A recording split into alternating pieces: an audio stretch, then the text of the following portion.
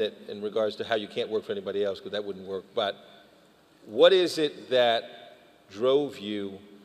Tell us a little bit about your family and what you came, Sure. your background, where you came from, and then what drove you in this sense that you wanted to go into business for yourself, knowing that business was your thing. My dad did upholstery on cars, so if you got a rip in your car seat, you would take it to where he worked.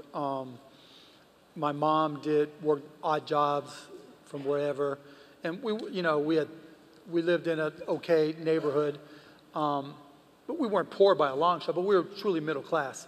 And over and over, my dad didn't go to college, my mom didn't go to college, and so they would beat into me, "You're going to college."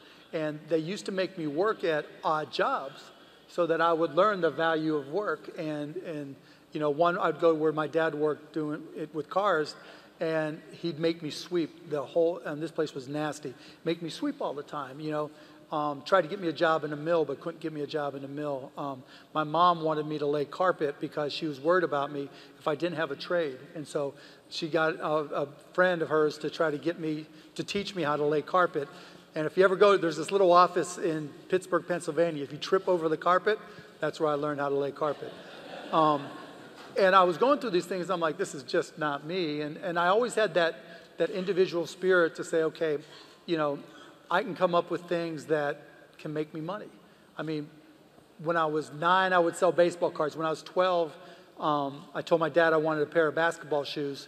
And it just so happens he was playing poker with his buddies, who were all probably rip-roaring drunk at the time, and I just didn't realize it. But I was like, Dad, I want a new pair of tennis shoes. The new Beta Bullets were coming out, or whatever they were, and new Converse. And he's like, you see those shoes on your feet? They work just fine. When you have a job, you can go buy whatever you want. I'm like, Dad, I'm 12. I don't have a job. And one of his buddies stood up, well, not stood up, but he said, hey, I got a job for you. He had these boxes of garbage bags.